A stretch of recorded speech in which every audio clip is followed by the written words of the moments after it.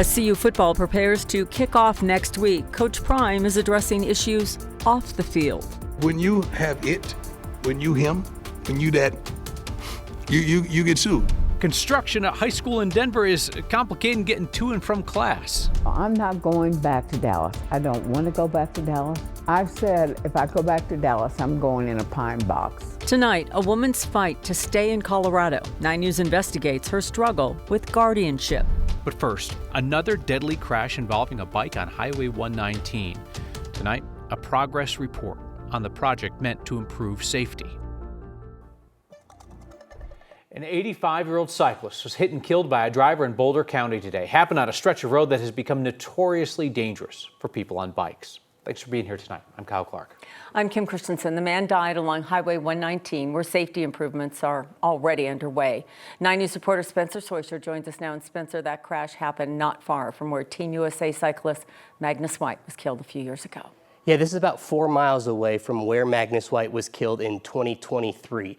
It's also where some mobility improvements have already been installed. On Highway 119 near 83rd Street, this blinking stop sign hasn't always been here. Added by CDOT for cyclists as part of $165 million in safety and mobility improvements. But before the rest of the roadwork is completed next spring, another cyclist was hit and killed Monday. Colorado State Patrol said an 85-year-old man was riding his bike southbound on the right shoulder of Highway 119. Troopers believe the cyclist crossed from the right shoulder over to the far left lane when a driver, also headed southbound, struck him. He died there. The driver stayed at the scene. The number one reason for this entire project is safety. Boulder County bike planner Alexandra Phillips told us last year about the plans for the roughly 9-mile stretch of road between Boulder and Longmont, which includes improvements about 4 miles south of where Team USA cyclist Magnus White was killed by a driver in 2023, too. According to a 5-year CDOT crash data report, there have been 7 crashes in the northbound area at 83rd and Highway 119. CDOT says the improvements are on time for delivery next spring, and depending on if the issue is fixed, it will consider adding traffic lights at the intersection in the future. CDOT told me today that road crews were working this morning on the project along Highway 119 when the crash happened, but they were not in the general area of the crash. Colorado State Patrol says the driver of the car that hit the cyclist is cooperating in its investigation. Spencer Soisher, 9 News. Some storms today led to hundreds of delays out at the airport, but we did get this nice double rainbow out of it. This was sent to us by Melanie in Broomfield. 9 News meteorologist Corey Reppenhagen took this shot over a baseball game in Westminster. Double rainbow all the way across the sky. Kathy Saban. It looks like heaven to me, right over the baseball field. I love that. Corey, thank you for that shot. We have a lot of pictures of the rainbows coming in tonight after an afternoon of rain that didn't create too many problems, which is always good news. And it's so much cooler out there right now as skies are clearing. Temperatures are in the 60s and lower 70s, so a really nice evening. We're still tracking some thunderstorms in eastern Colorado. We had a couple of severe cells with the threat of hail and damaging wind. Did not have any reports of that happening, but that is something we'll be tracking again tomorrow. And the heaviest showers are now moving through La Junta and Walsenburg and Trinidad with wind and lightning out there. So we do have concerns in the burn scar areas with a flash flood watch out for that Aspen Acres burn scar again tomorrow. We've seen showers day after day, and while they're good, it's just great to see that when you have saturated soils and no vegetation to hold that soil, it really becomes a problem. So Denver gets a dry night and a dry morning. Thunderstorms build in the foothills around 1, and then we'll cross the urban corridor between 3 and 5. There is the chance for a few severe thunderstorms both tomorrow afternoon and Wednesday. Coming up, we'll have the timing and impact of that, and then we'll talk about next weekend's forecast, the last weekend of August. The Supreme Court has sided with President Trump and his order to restrict mail-in voting ahead of the midterms. That, of course, is how 90% of Colorado's voters and the president himself cast a ballot. Trump signed an order in March to create a citizenship list of eligible voters and then deliver mail ballots only to people on the administration's list. Colorado and 23 other Democrat-led states filed lawsuits to stop the order. A judge blocked the rule change in response. Now the Supreme Court's conservative majority without ruling on the legality of Trump's order, said that the states did not have the legal right to sue this early. It's not clear how much of Trump's order could be implemented before the midterms. He's long claimed, without offering any evidence, that mail-in voting leads to rigged elections, and Trump cited that as one reason that he intends to punish Colorado. First day of school for most students in Denver public schools today, and that, of course, means, wandering around trying to find your bearings, get your way. At one high school in Northeast Denver, there are probably a lot of that as people try to park. Yes, a construction project is pushing spots away from the school and into a nearby neighborhood. 9 News reporter Rachel Krause is joining us. And Rachel, the district is emphasizing that, like all things, this is temporary. Yeah, this year students aren't able to park on the Paul Sandoval campus during the school day. Now, with 3,000 students and staff members on site, parking's always been a little tight. And when school's in session, the neighborhood close by fills up fast. Parents say they don't mind a little extra pickup traffic, but neighbors are less than thrilled. During the summer, 53rd Avenue near Northfield High School is quiet, calm.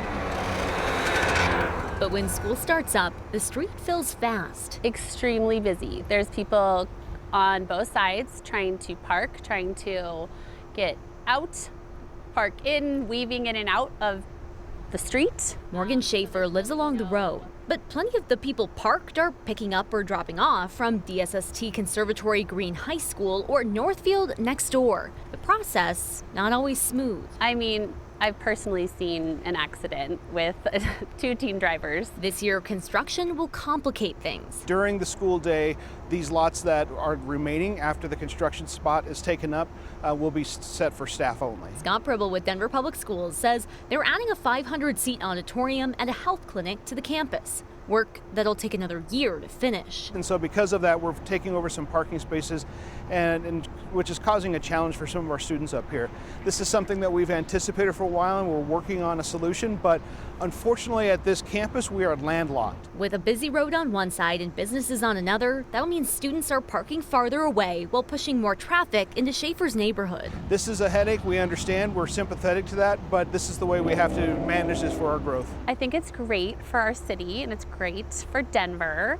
As a resident, though, we're worried about the safety for the students with all the traffic in the neighborhood. Schaefer says her daughter goes to Northfield. She knows it'll be worth it. But until then, she hopes the school and the neighbors can find a way to keep their streets safe. I hope there's a solution that can support the school and the residents. DPS says they are encouraging students not to block driveways or park in strange spots if they're trying to find somewhere to park in the neighborhood. But they'd rather see students carpooling on rides or taking public transportation free with a student ID in hopes of avoiding that traffic altogether. Construction is expected to wrap up next fall. Reporting live in Denver, Rachel Krause, 9 News. Denver Water may cut lawn watering season short at the end of September. The Board of Commissioners will consider taking that step at a meeting this week as they focus on conservation during this historic drought. They'll consider a proposal Wednesday that would end the watering season on October 1st. That is typically the end of watering restrictions. If that passes, customers will only be allowed to hand water trees and plants. Denver Water is trying to save 20% across the board based on its 5-year average. According to documents published for this week's meeting, Denver Water estimates it'll lose out on $7.5 million in revenue by shutting off sprinklers before October, but it believes it could save more than $1 billion of water. $1 billion gallons of water, rather. Bears aren't just living in the mountains anymore. Yeah, they're hanging out in Denver and in the city and the burbs. Yeah, one of them got tranked at Platt Park over the weekend. Our Janelle Finch explains that the animals are being spotted more frequently in the metro area this year.